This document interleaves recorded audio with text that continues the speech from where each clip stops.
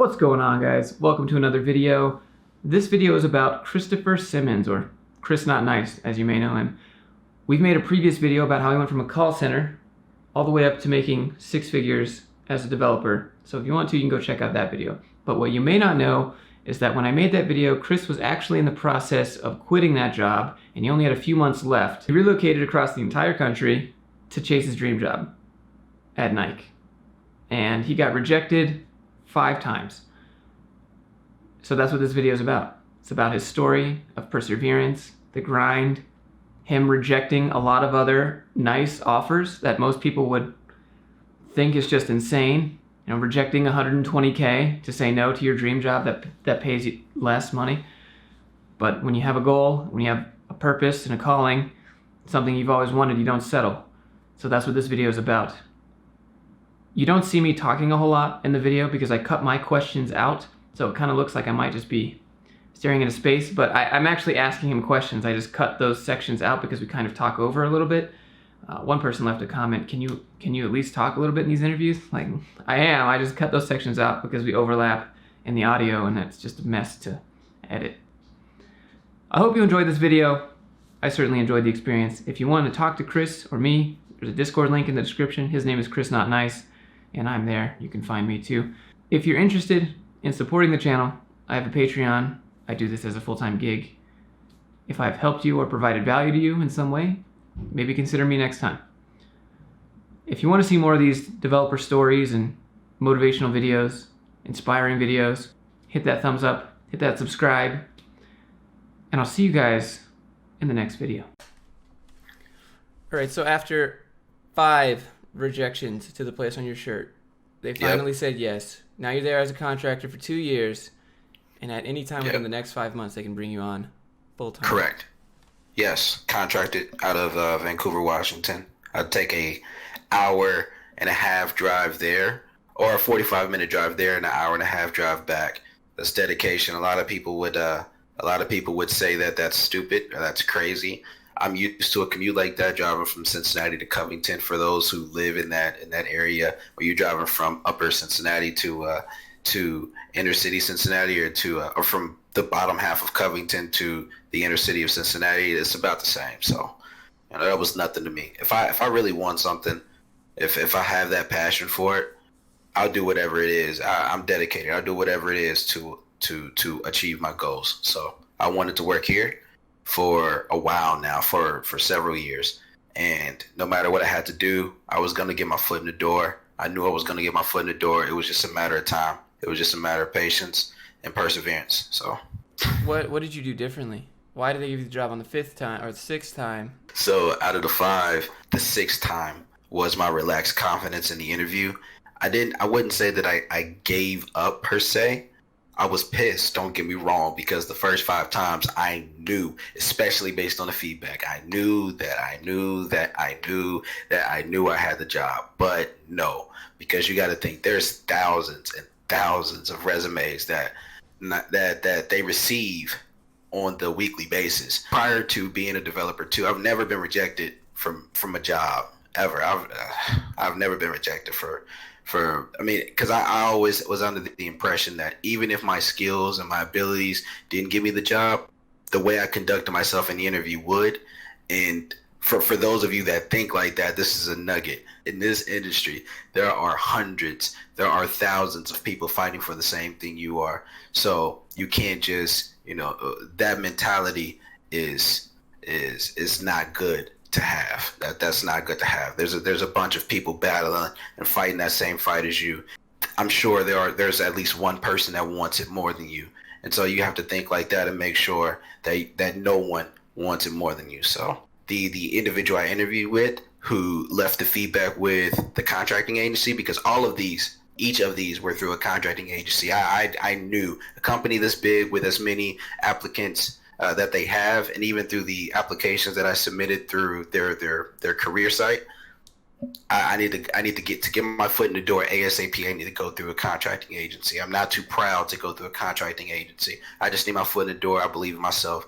I will convert. So yeah, after that first one, got the feedback. Feedback was, yeah, this kid's great. Love his enthusiasm, blah, blah, blah, all this great stuff.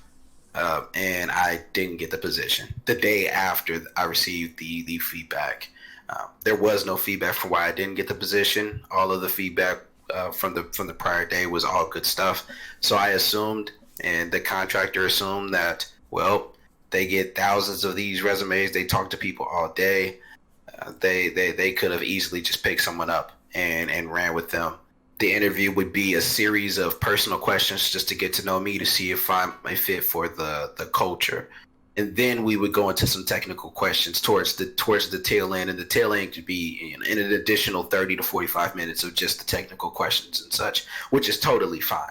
And I answered all of them. I answered all of the technical questions. I received the feedback the same day. Kid's great. Love his enthusiasm. Love his passion. Love that. I would also mention that, hey, I'm in a Discord with like 5,000 developers I interact with on a daily basis. I've done some training with some of these developers. I've learned some things from some of these developers. I've held meetings with some of these developers. I've conducted projects with some of these developers. I'm an active developer. I'm a passionate developer. I eat, sleep, and breathe this stuff. They love the previous work that I displayed on my resume. I had to beef that out as well. And next day, nope, we went with somebody else. So that's the second one. I needed to realize that, again, I'm in a field where we're all fighting the same fight, and I'm obviously not doing something right. I'm not fighting hard enough. My left jab is trash. I'm not blocking right. Something's wrong. By this time, I had 40, 50, applications circulating, because the way this company works is they have applications out there for these contracting agencies, 5 or 6 new ones every day or every couple of hours. So, I'm getting these emails from these contractors. I say, look, just submit me for everything. I don't care what it is. UI, UX, submit me for everything. I just need my foot in the door, prove myself. I'll move to where I want to be. The third one comes, yo. This one was for React. I answered all the questions. They asked those, the how you feel questions type deal. I was relaxed. My confidence was there. And I was like, yo, let me just show you something that I made. And so I showed them a couple things, and everything was cool. But so I guess, again, either something was wrong or something, but all the feedback that I got was positive. The feedback was great. I feel like someone's going to get something out of this, because patience and perseverance, again, endure the fight, endure the fatigue, just keep going, and something will shake. I'm up here. We just moved we just moved up here, and I got my fiance, her family out here, my son's out here. We doing stuff. We want to go take trips and stuff like that. I can't do all that because I got to code. I got to practice. I got to engulf myself in my craft right now as I'm applying for all these positions. I am in a new world. To me, I'm in a whole new world, so I need to hit the ground running. 8 a.m. to 6 p.m. I'm interviewing, or I'm interview prepping. From 6:30 p.m.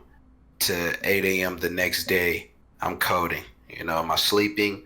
I can't promise that. Fourth interview comes with this comp. It was a lot like the other ones. Again, how you feel questions, technical questions. This one was more of a full stack. This one was quick because I had missed the call the first time, which is bad. But I was in an interview for another company. I'm energetic in all of these interviews. I'm passionate in each interview. That's not changing. Didn't get the position. Fifth one comes. This one was, again, another full stack position. Same feedback. Enthusiasm is great. All this stuff is great. By the fifth one, I'm a spiritual person, man. By the fifth one, something big is coming, because I take L's and I make them dubs. I don't cry over the L's. What's that's gonna show my boy? What's that's gonna show my nephew? What's that gonna show my niece? Every time my fiance would ask me, how was the interview? I get a little upset. It's like, it was an interview. What am I supposed to say? Am I supposed to repeat what they said? Am I supposed to, I don't dwell on the interview per se. Once something is done, it's done. On to the next. By the fifth one, I'm about ready to give up, but I feel like something big is coming. Again, it was a bunch of full stack front end positions, and I could do all the work. I knew I could, based on the feedback. I knew it was a good setup, a good fit for me. I knew that I was a good fit for them, but for whatever reason, it just didn't work out that way. So the sixth one come, and again, by this time, I maybe had 30, maybe 40, or maybe 40 interviews all together. Some of the interviews were for the same company, just different positions. I wanted to work here. Anywhere else was a down. It would be me settling for what I didn't want. That's not shooting for the skies. You know, when I used to talk to kids in high schools and stuff like that all the time about career, about life, and I'm going to continue to. But if I'm going to look a kid in the face and say shoot for the skies and I'm not, if I'm saying shoot for the stars and I'm not shooting for the stars, who am I? So yeah, man, even out of a lot of guesses that I had, I would keep them on hold, wait for this next Nike interview. If it's gonna go well, if it's not gonna go well, we gonna see, and then I'll get back to them later. When the sixth interview came, I'm in the process of doing a lot of had a lot of tests and things to do, and I was knocking those out. I was in the middle of another one. I forgot that I had this interview with this company. I forgot I had it. They called me. I thought it was somebody else. Like, hey, what's up? And I was like, yeah, is Christopher Simmons available? I'm like, oh man, yeah, you know, hey. Let's get started. It was the same deal. It was the exact same deal as all the other interviews I had with this company. It was your enthusiasm was great. It was you knew the technologies. It was your resume reflected that you knew the technologies on top of the questions that we asked. If I was placed in a certain scenario, what would I do? 5 seconds, and I took a deep breath and I answered it as fluidly as I'd answer any question. The position itself is called a site reliability engineer. All the users that use our main application can log in. There was a deploy the previous night. What do? I've been faced with that so many times. It was like breathing, man. I was faced with that situation so many times in my previous position. They got off the phone. I didn't hear anything for a week and a half.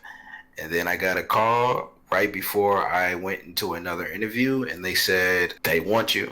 And I was like, yo, you know, which position is this for? Are you sure? And they're like, yeah, man. And here's the number they want to run with. In the last video, the video's premise was going from the number that you stated. That number was from working and from for a company and from side projects and things like that combined. This one was just from working. So that's why I'm like, yo, you know, I could just tack on the side projects. Man, I was nearly brought to tears when I got the yes, because wanting something that bad and be willing to take L after L after L and continue to apply, being willing to lose sleep, being willing to make the tough decisions and not attend different things that everyone else is attending, making the tough decisions to delete all of your social media accounts to enhance your focus, making the decision to drop some of your most prized habits.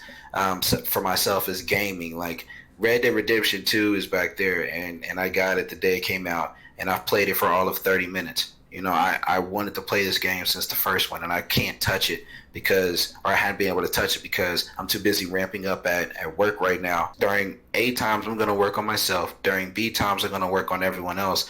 And during C times, and C times is the most time, either my fiance and son or sleeping. And a lot of times I find it being sleeping. And so I still need to tweak it a bit so that I am spending more time with my fiance and son. Because family time is very important to me. It's just at the same time, providing is very important to me too. So what was the highest offer that you rejected while you were pursuing your dream job? You're getting other offers that would have been great, but they weren't at the place that you wanted to work. They weren't conducive to your dreams, your goals. What was that number, if you could say? 120K, which was more than the offer which is slightly more than the offer that I got from the company that I wanted to work for forever. No regrets. It still was easy to say no. I know now you can be like, yeah, it was easy, but like at that moment when you're like, shit, man, this sucks.